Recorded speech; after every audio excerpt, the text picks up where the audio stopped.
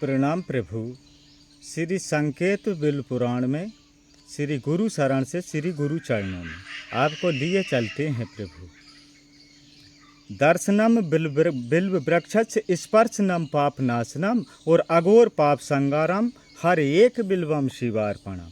जिनके दर्शन भी दुर्लभ हैं, इनके दर्शन करने मात्र से मनुष्य का जीवन धन्य हो जाता है। तो उसी और आपको भी लिए चलते हैं बंधुओं। श्रावण का महीना आने वाला है, तो आप भी भगवान भोलेनाथ की परम कृपा के भागी बनेंगे और सब बेलपत्रों को से भगवान भोलेनाथ की पूजन बंदन करेंगे। तो आप बेलपत्रों में बेलपत्र तोड़ने जाएं, उस समय वृक्षों की डालों को न तोड़ें। अगर आप वृक्षों की डाल को तोड़ करके और भोलेनाथ पे बेलपत्र अर्पण करेंगे तो वह अमानव हो जाते हैं। उन बेलपत्रों से किसी प्रकार की कोई सिद्धात्मक स्वरूप की प्राप्ति नहीं होती है। इसलिए हमें जो अनुभव हुआ है, उस अनुभव के माध्यम से आपसे कहते हैं कि आप वृक्षों की डालियों को न तोड़ें और संभाल कर आराम से वृक्ष के पास जाएं, प्रणाम करें, अपने जूता निकालें और आराम से चुन करके दिव्य नए बेलपत्रों का समागम करें और भोलेनाथ को प्रसन्न करें। तो इसी अवस्था में प्रभु हम आपको लिए चलते हैं बेलपत्रों के 12 ज्योतिर्लिंग दर्शन। तो चलिए बंधु, लो, आपने कभी ये दर्शन नहीं किए होंगे। हम आपको बेलपत्रों में 12 ज्योतिर्लिंगों के दर्शन कराएंगे। यह भगवान शिव शंकर के त्रिशूल पत्र है और 12 ज्योतिर्लिंग बेलपत्रों का प्रथम। तो देख लीजिए बंधु, देख लीजिए। अच्छे, ये यहाँ से ये पत्ता चला है, यहाँ से एक पत्ता इधर था, एक पत्ता इधर था, एक पत्ता इधर था, एक पत्ता इधर था। इन चारों पत्ताओं को हमने हटा दिए क्योंकि ये भगवान के त्रिशूल की जो लकड़ी की ज़रूरत थी। एक पत्ता जे और एक पत्ता जे जो डमरू बन जाता है और जहाँ से जो ऊपर की ओर चलते हैं जो पत्ता, तो एक पत्ता जे है, एक पत्ता जे है और एक बीच वाला पत्ता जे है। इस तरह से देखो त्रिशूल बन गए। ये भगवान भोलेनाथ के 12 ज्योतिर्लिंगों का प्रभाव बेलपत्रों में सहज ही आपको दर्शन के लिए मिल जाता है। आप भगवान शिव शंकर के त्रिशूल के दर्शन बेलपत्रों में भी कर सकते हो। आप बेलपत्रों में भगवान शिव शंकर के साक्षात्कार दर्शन कर सकते हैं। तो जो हमने किए वो दर्शन हम आपको करा रहे हैं। दर्शनम बिल्व वृक्षच्छ स्पर्शनम पापनाशनम अघोर पाप संगारम रोक बिल्वम शिवार्पणम। ऐसा ही चस्का नंदी देव को लग जाता है कि अखंड बिल्व पत्रेण पूजते नंदी केसरे और शुद्धंती सर्व पापेभ्यो रोक बिल्वम शिवार्पणम। तो नंदी देव भगवान भोलेनाथ के सबसे प्रिय गण ही बन जाते हैं।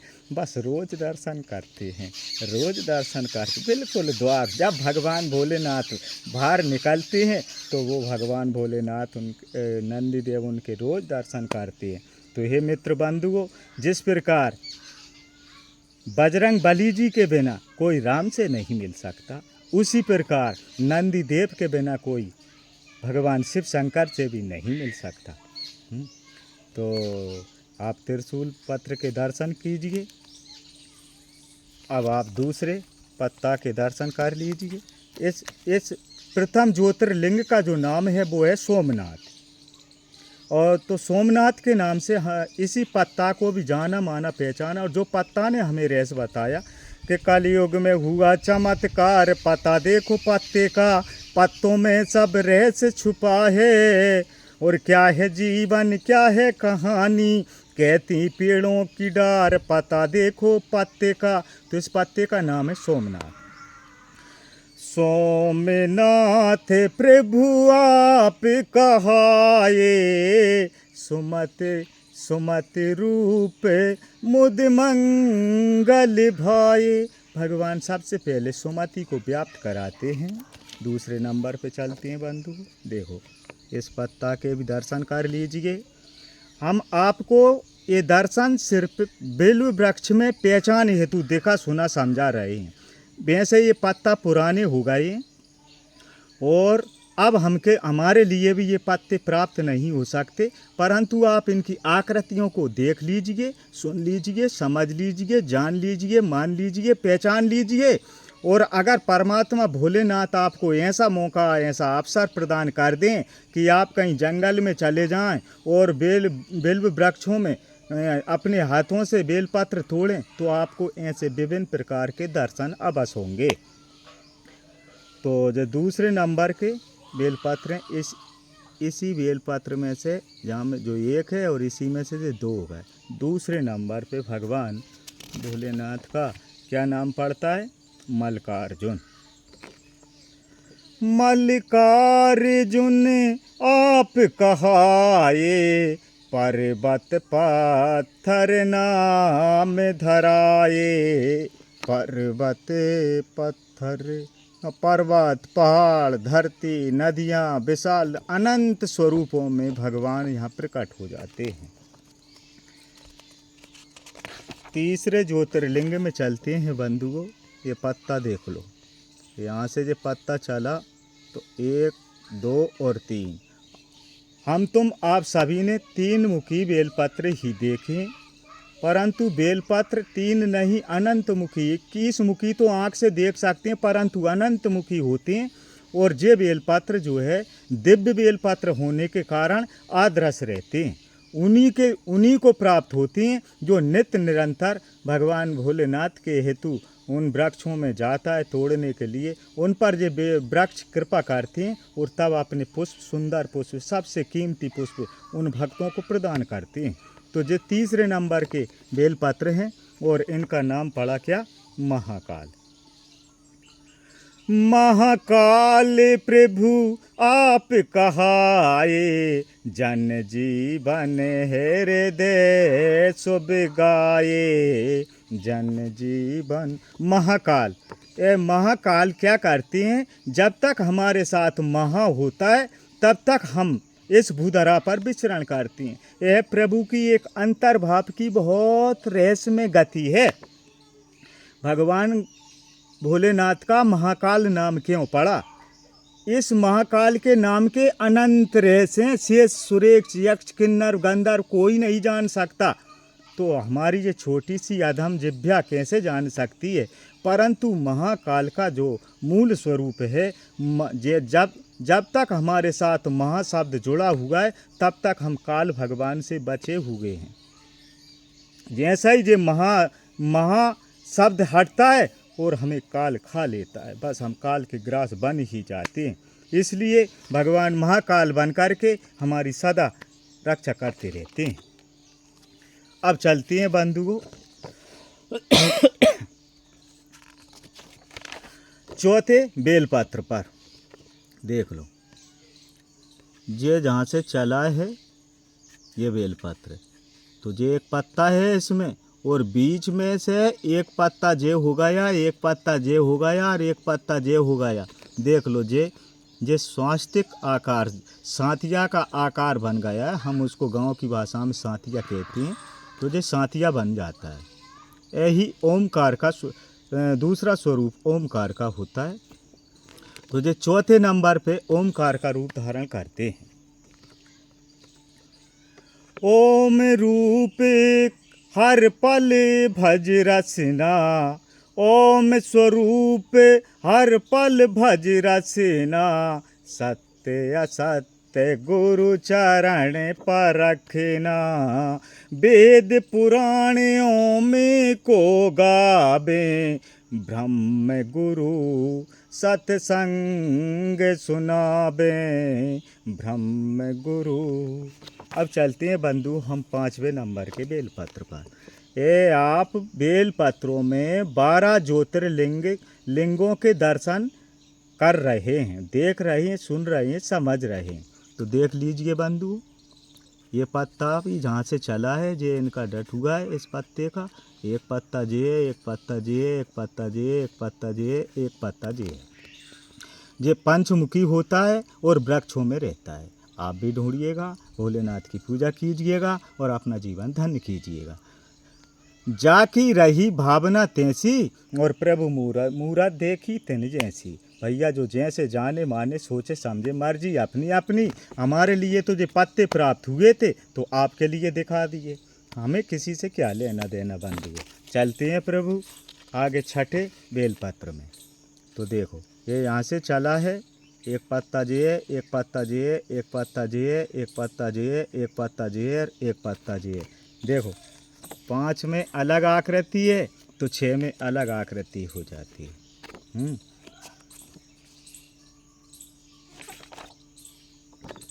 भीम संकरमु आप कहाए, भीमा शंकर आप कहाए।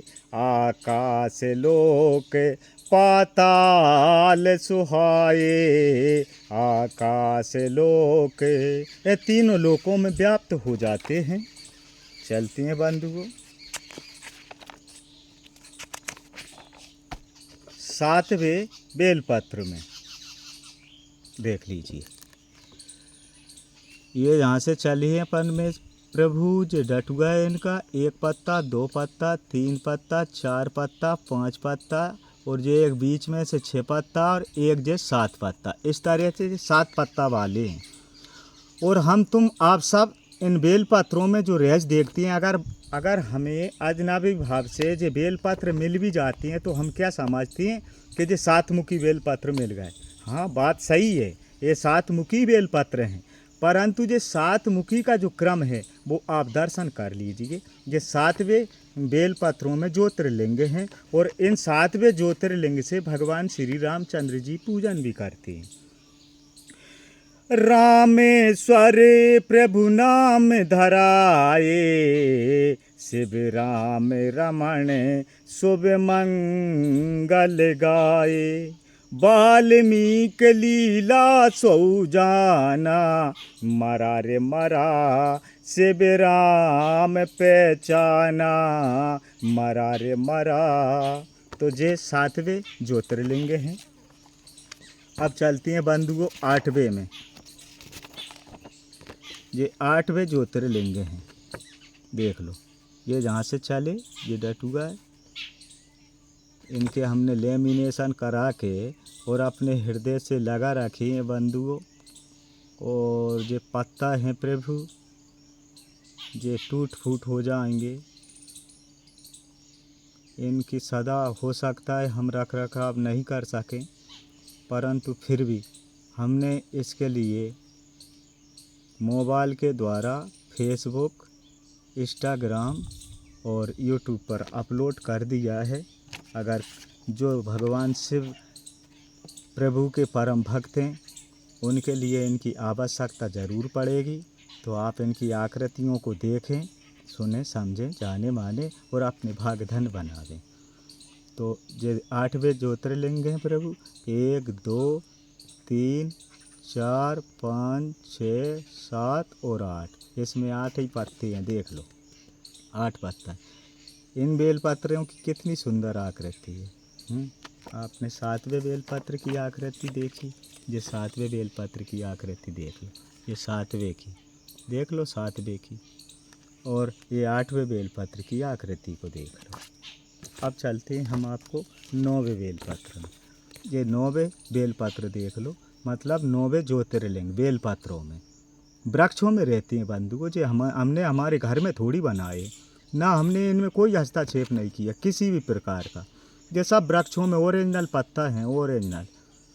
तो ये हमें किसी को गुमराह करने की आदत नहीं है। हम 2 प्रकार की व्यवस्थाएं चल रही हैं दुनिया में, एक विश्वास और एक अंधविश्वास।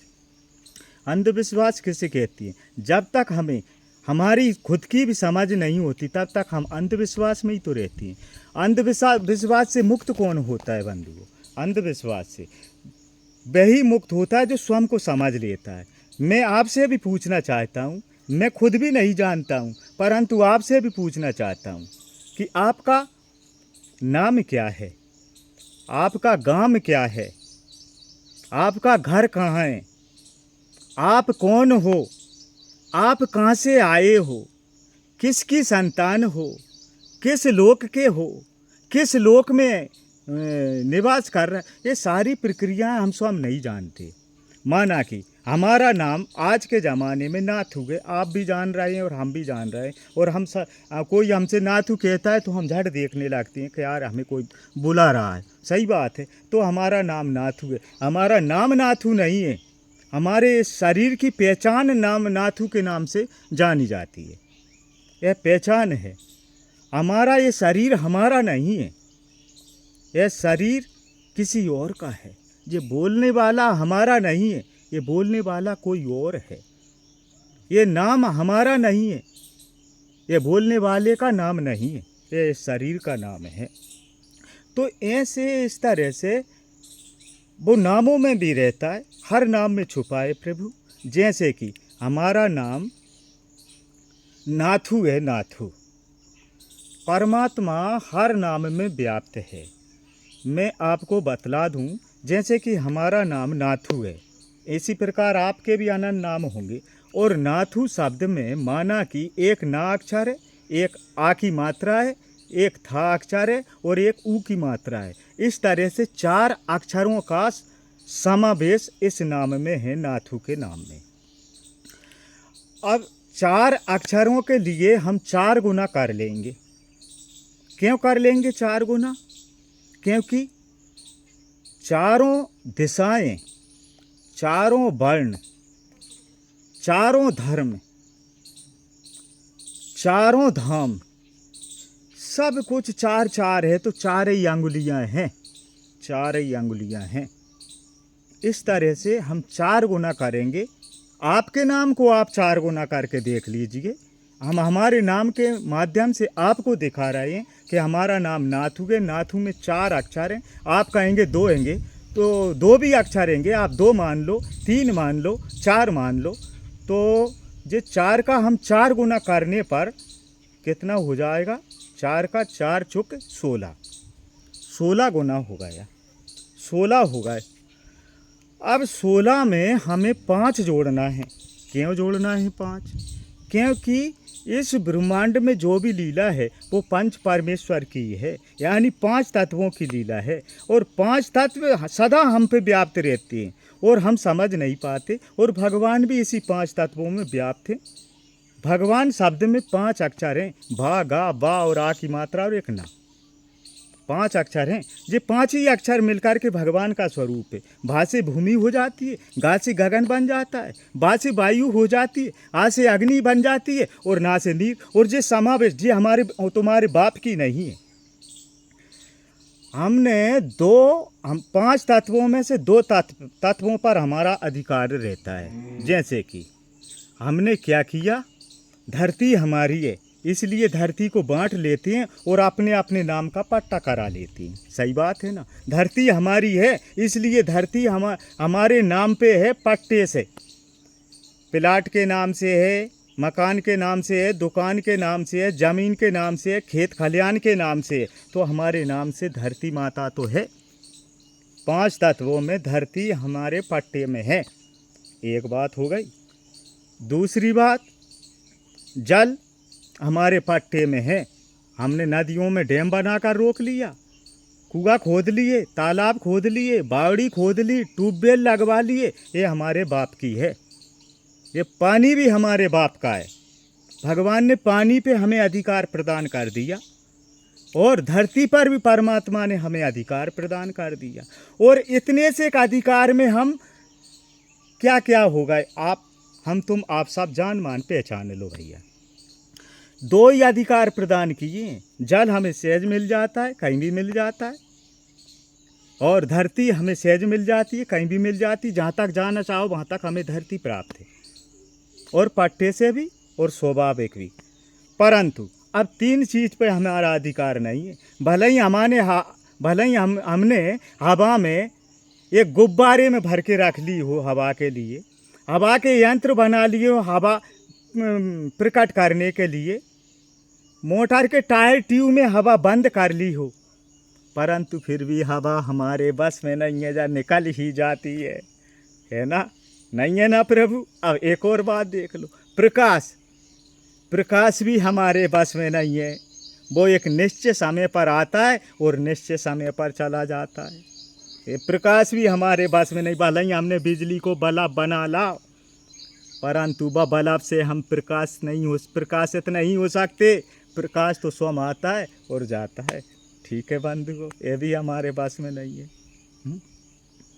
और अग्नि तत्व, भले ही हमने अग्नि के लिए माचिस में बंद कर ली हो, उसको बंद करने का प्रयत्न किया हो, परंतु एक ही चिंगारी हमें जला देती है। यह भी हमारे बस में नहीं है। तो ये पांचों शक्तियां हैं, जल भी वैसे हमारे बस में नहीं है। आप डैम बना लीजिए, वो भी उसको भी तोड़ देगा। तो जल, अग्नि और वायु, ये तीन महाशक्तियां हैं। ये तीन महाशक्तियों में दो हमें प्राप्त रहती हैं और तीन अप्राप्त होकर के भी प्राप्त रहती हैं। तो इस तरह से बंधुओं, ये अब चलते हैं हम 9वें बेलपत्र में।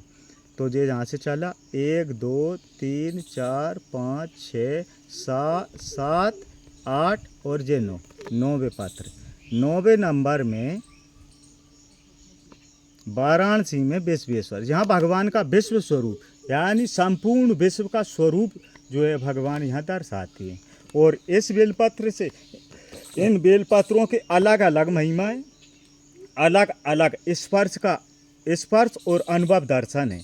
इनसे सबसे अलग अलग भी प्रक्रिया और पूर्ण फल प्राप्त होता है, और अलग अलग और एक साथ भी। ये आप 12 ज्योतिर्लिंग के एक साथ दर्शन कर रहे हैं। और वैसे अगर यही एक पत्ता मिल जाए तो इस एक पत्ते का अलग पुण्य प्राप्त होगा। अब चलते हैं हम आपको 10वें नंबर के ज्योतिर्लिंग में। देखिए, अच्छे देख लीजिए, ये यहाँ से चला है 1 2 3, ये 3 मुखी है 1 2 और 3, जहाँ में 3 मुखी बेलपत्र एक साथ प्रकट हो जाते हैं। 1 और 2, ये 2 मुखी बेलपत्र है, और ये 1 मुखी बेलपत्र। एक जो जहाँ से चल के जो 1 होगा या तो 3 2 5 और 1 जो 6 और 1 जो 7, 1 जो 8 और 1 जो 9 बीच वाला, और 1 जो 10। इस तरह से 10वें ज्योतिर्लिंग है बेलपत्र में। ये 10 का तात्पर्य ये है, जो ज्योतिर्लिंग है, ज्योतिर्लिंग 12 ज्योतिर्लिंग हैं। 12 तरह के प्राण होती हैं। सीधी बात जाए है, 12 तरह के प्राण होते हैं। वो पत्थर में भी होती हैं, परा में भी होती हैं, राग में भी होते हैं, अनुराग में भी होती हैं, पेड़ में भी होती हैं, पहाड़ में भी होती हैं, जीव में भी होती हैं और जान में भी होती हैं। बस हम समझ नहीं पाते। तो ये 12वीं ज्योति, ये 10वीं ज्योति है और हमारे शरीर में मौजूद है। हम सबके अंदर ये 9वीं ज्योति है। 9वीं ज्योति में भगवान क्या करती हैं? 2 कान, 2 आँख, 4 हो गए, 2 नाक, 6 हो गए, 1 मुँह, 7 हो गए हैं, 1 बाही और 1 7 और 2 9 हो गए। इस तरह से ये 9 वस्तुएं भगवान ने अपने पास से, ये 9 चीज़ें हैं, 2 आँख हैं, 2 कान हैं, ये 9 चीज़ें, ये 9 ही चीज़ों के लिए भगवान ने अपनी तरफ से लगाया है। उस प्रकृति ने जो शरीरों की रचना करती है, जो प्रकृति जो रहस्यमय है, जिसको हम तुम आप कोई नहीं समझ पाते, और हम तो बस ऊपरी भाव से ही बातें करते रहती हैं। इस प्रकृति ने जो 9 चीज़ें अलग से हमारे शरीर में जोड़ देते हैं। तो ये शरीर जो है 10 धारी हो जाता है। 10वां नंबर का हमारा शरीर है और 9 हमारी इंद्रियां हैं। जो 10 में लीला घटित होती है, 10 का गुणा 10 में करने पर 10 धाम 100। हमें सब कुछ प्रदान करके भगवान ने हमें सब कुछ प्रदान करती है। सुंदर शरीर मनुष्य तन प्रदान कर देती हैं, और 100 दे करके और क्या करती हैं? 100 की सुपर हाथ आई 1, और 10 की सुपर हाथ आई 1, मिट गया पिंजरा। 10 की सुपर हाथ आई 1, मिट गया पिंजरा। मिट गई 2 ही आँखें, मिट गए 2 ही कान, मिट गा तेरे गलत बोलबे को मुँह, मिट गा तेरे गलत खाबे को मुँह, मिट गा तेरे गलत हाथ करबे को, गलत कर्म करने का हाथ, सब कुछ मिट जाता है ये 10वें नंबर पे। अब आप 11वें नंबर पे देख लीजिए। ये चल के 1 2 3 4 5 6 7, 8, 9, 10 और 11 नंबर की ये ज्योतिर्लिंग है। यही रुद्रात्मा है 11वें नंबर की, इसी को रुद्र कहते हैं। यही हमारे बालाजी सरकार आज कलयुग में शरीर से मौजूद हैं, परंतु इन आँखों से थोड़ी दिखाई देती। जो दिव्यताएं, जब एक वृक्ष में दिव्य पत्र हो सकते हैं, तो इस संसार की भूरचना में परमात्मा नहीं हो सकते? हो सकती है, क्योंकि हमारी दृष्टि वहाँ तक पहुँच ही नहीं पाती। जब इन पत्तों में भगवान 12 ज्योतिर्लिंग का रूप धारण करके मौजूद हैं, तो वो सजीवर भी मौजूद हैं, परंतु इन आँखों से नहीं दिखाई देते। उन्हें देखने के लिए गुरुदेव से आंखें मांगना पड़ेंगी भैया। तो ये 11वें ज्योतिर्लिंग हैं भगवान। अब चलते हैं हम 12वें ज्योतिर्लिंग में। वीडियो बहुत बड़ा हो गया है प्रभु, फिर भी चलते हैं। तो देखो 1, 2, 3, 4, 5, 6, 7, 8, 9, 10 और एक जे 11 और एक जे 12। 12वें ज्योतिर्लिंग में सुबह से शाम तक हमें 12 प्रदान कर दिए। जो सुबह से शाम तक तूने किया, यही तकड़ी है, देख लो। एक पल बजे, एक पल बजे, 1, 2, 3, 4, 5, 6, 7, 8, 9, 10, 11 और 12। ये तकड़ी बनी हुई है। अपने हाथ में वो तराजू लेकर के बैठा हुआ है। तू जैसा करता है वैसा पाता है। जो जैसा किया है वैसा पा लिया। जो प्राप्त है और जो अब कर रहा है वो फिर प्राप्त होगा। कि नमन नाथे अंग गंग सुहाए, कली काल मानव भय खाए। नाग दर से कली काल कुरूपा, है काल भजन जग अमर स्वरूपा। अगर भजन नहीं किया तो भी काल है, और भजन किया तो भी काल है। तो काल से मुक्ति भजन ही करने वाला है। इसलिए रे मनुनाथु भैया, तुम्हें भगवान का भजन करना चाहिए। प्रणाम प्रभु।